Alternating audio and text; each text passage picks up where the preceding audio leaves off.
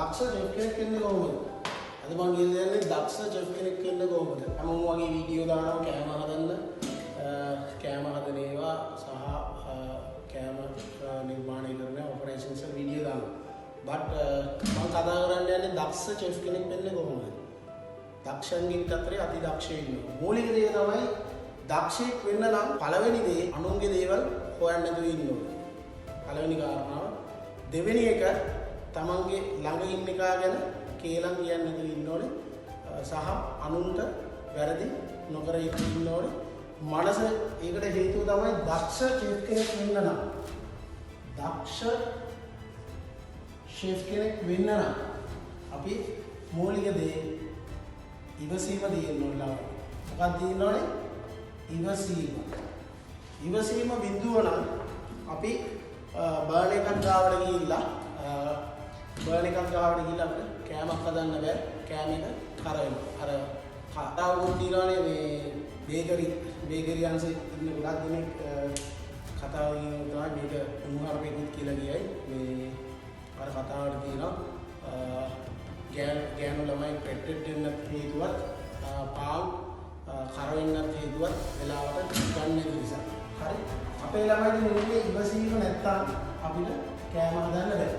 දෙක තමයි අපිට තියෙන්න ඕනේ ඉවසීමත් එක්ක අපිට තියෙන්න ඕනේ තීක්ෂණ බුද්ධිය. මොකක්ද මේ තීක්ෂණ බුද්ධිය? තීක්ෂණ බුද්ධිය.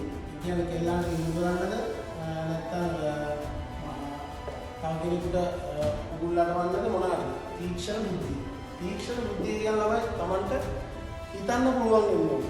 මූලික දේ අපිට හිතන්න පුළුවන් වෙනවා. අධ්‍යයනය කරන්න පුළුවන් වෙනවා. අපි මොකක්ද කරන්නේ? සැලසුම් කරන්න පුළුවන් වෙනවා. ඊළඟ දේ තමයි අපේ තුල තියෙන ඕනේ කැපවීම. මෙන්න මේක තමයි අපේ ලංකාවේ ඉන්න ගොඩක් තාරුණ ෂෙෆ්ලට නැත්තේ කැපවීම. මොකද්ද?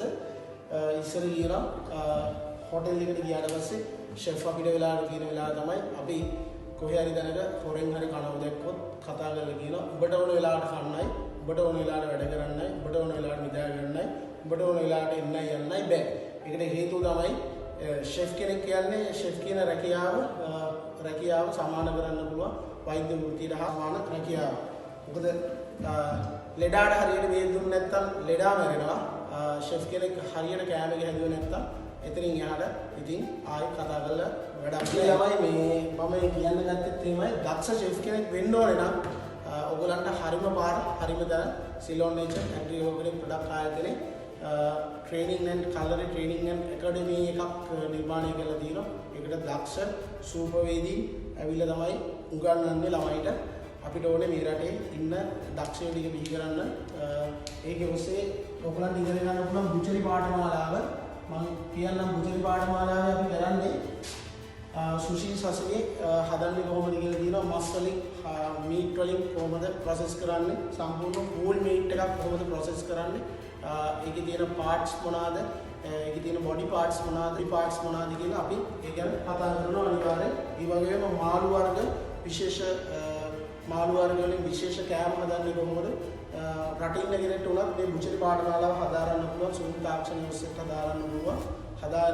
හැබැයි සූම් තාක්ෂණය ඔස්සේ අපිට ප්‍රැක්ටිකල් කරන්න බෑ. එයාට තනියම ප්‍රැක්ටිස් කරන්න පුළුවන්. අපිට එයාට අවශ්‍ය කරන දැනුම ලබා දෙන්න පුළුවන්. මේකේ තියෙනවා ෆුඩ් හයිජීන් පැත්තක් තියෙනවා. ඒ සියලු දේ ස්ටෝරේජ් කන්ට්‍රාක්ට් එක මීට් කිව්වම ළමයි ගත්තොත් මීට් එකේ කරන්න පුළුවන් වැඩ ගොඩක් තියෙනවා. වෙජිටබල්ස් වලට වඩා මීට්ස් වල වැඩ ගොඩක් තියෙනවා කරන්න. ඉතින් සොසේජස් හදන්න පුළුවන්, ටොපින්ස් අනුව නිර්මාණය කරන්න පුළුවන්.